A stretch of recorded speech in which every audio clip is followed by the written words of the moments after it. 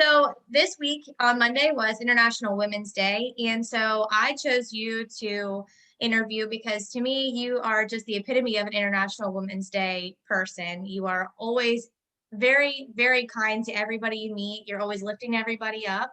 And so I wanted just to take some time and ask you some questions about what you think of International Women's Day. So Right. this year it's the Choose a Challenge. I don't know if you've heard about that. The Choose No, tell me. Yeah. Okay, so What it's is it's to challenge you and other women to rise up, to, be better, do better for everybody around you. So what do you think that means to you? Oh, I love that. So the first thing that came to my mind was an interaction I had with my boss, who's also a strong woman that I look up to. and it it was me actually just kind of showing a layer of myself to her and also reminding her that she's awesome and doing a great job because I just, when you just kind of sense that someone needs to know that they're doing a good job, I was just kind of feeling things. So this was actually on International Women's Day. I guess it was that on Monday or Tuesday? It was Um, Monday. Mhm. Monday. Yeah, so I literally texted her after listening to, so Mel Robbins is someone I follow. She came up with the 5 second rule. She's all about like just I love the five helping second you, rule. like, yes, helping you cope Yeah. with life. And there was an episode from her reset series about false beliefs. And Mhm. so I texted my boss, who she's relatively new to movement, and she's just a star. And I just said, actually, mind if I quote? I'm just going to go ahead and quote what I wrote Yeah. to her, and I'm going to get a little vulnerable with you too, because I also revealed, my own false beliefs. Right. So I sent her the episode about limiting beliefs from Mel Robbins, and I said, "Happy Women's Day, celebrating with wine and some self-helpery. A great listen above." And I, pointed to the link, and I said, "This episode made me think of you. My limiting belief: people won't like me. I feel insecure in new settings. I have had people not like me or think I'm annoying because of my optimism and energy in the past. Since you have come into leadership, you have made me feel welcome, significant, and talented. I can see others in the group igniting in the same way. I just wanted you to know you're doing a great job." Oh, that's Which I great. so meant it. Yeah. And then she was super, she responded sweetly. And then like later she was like, "Also, you can just put on those hater blockers." And she sent like a funny GIF. I mean, yeah. Yeah. So yeah, and she's, I haven't had a lot of female bosses in my past, but I've had like two, Yeah. and yeah, two other female bosses, and I would say she is by far the best. Because I know that there's like this weird dynamic that either you have a woman boss that you love or you hate. Like there's never in between.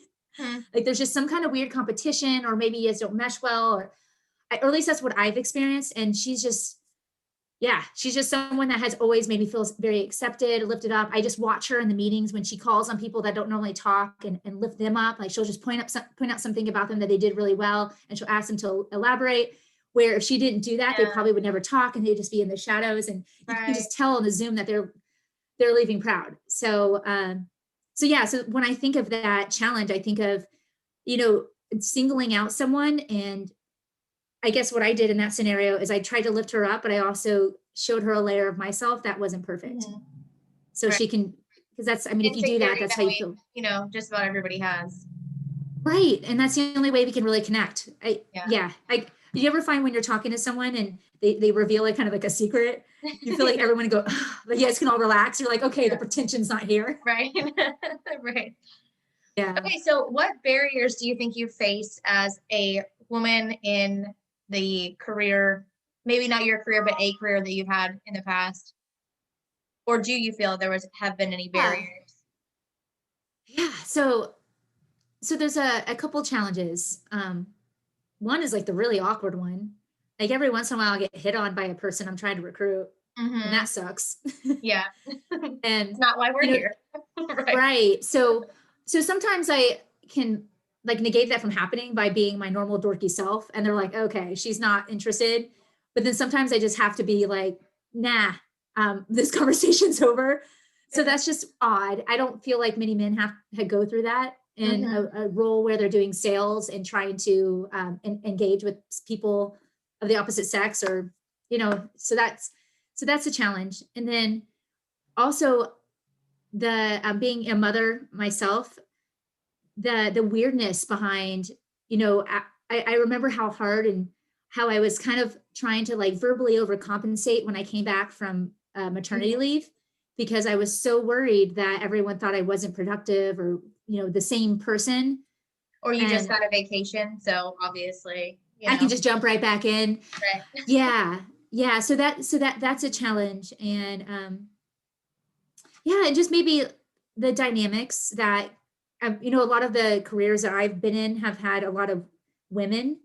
And personally, I've had a similar type of dynamic. Like either the women group love me or they're like, who's this girl? She's like way too hyper, Yeah. So yeah, so there's just some challenges there. Like there's more like personality, connection importance when you're working in an environment with women versus when you're working with a bunch of men. It's kind of like, well, we just focus on the job and we make some funny banter about fart jokes. Right. So what did you want to be when you were little? And how does that connect with what you do now? Oh my gosh, I wanted to be an astronaut. But I didn't know anything about it other than I thought aliens were cool.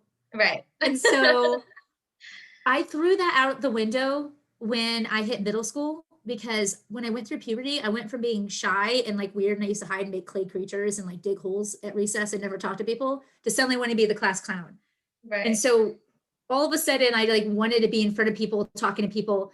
And so in my mind, I thought, well, astronauts, yeah, they do something kind of cool, but it's a very like independent job. You're with smaller groups. You're not able to get out in front of people. So that's where it kind of went away. However, where it relates to what I do is I'm trying to think of something punny with stars. I'll come back to you on that one. I was going to try to say a joke, but nothing's coming to me. So what advice would you give to a woman coming up in your career? Ooh, okay. So what I do is I recruit loan officers, like the salespeople of mortgage. So, I love this question. Because I actually train new recruiters. Okay. So I got to think of like where I want to begin, because there's a lot of advice I give people.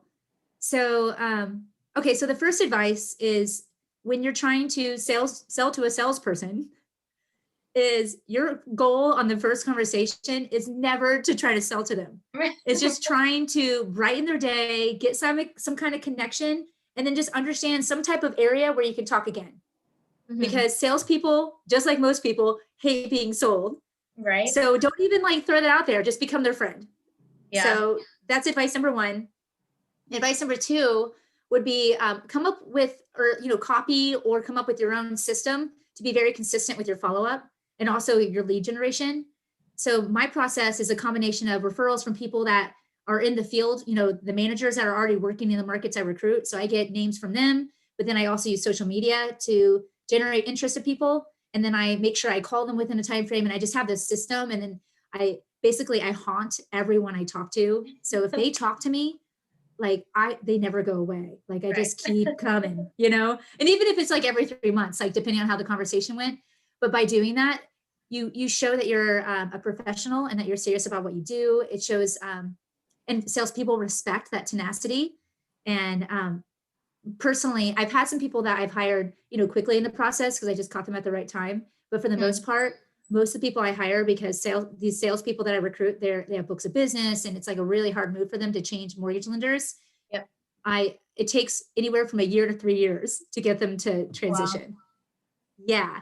So yes. So it's very, and then you kind of know from the beginning. I mean, this would be advice too. Like there's going to be people that like you automatically. There's going to be people that are going to be like meh, and there's going to be people that just don't like you. So when I just realized these people don't like me, these people like meh, but I'll haunt them. But the people that really like me, those are the people that I really spend a lot of time on, because those usually are the ones where if there's a culture match or if we have what they need, they transition pretty quickly. Right. Yeah, because it's just natural. They feel comfortable. They trust me. Well, great. Well, that's what I got for you. Thank you so much for doing this. Yes. I appreciate it.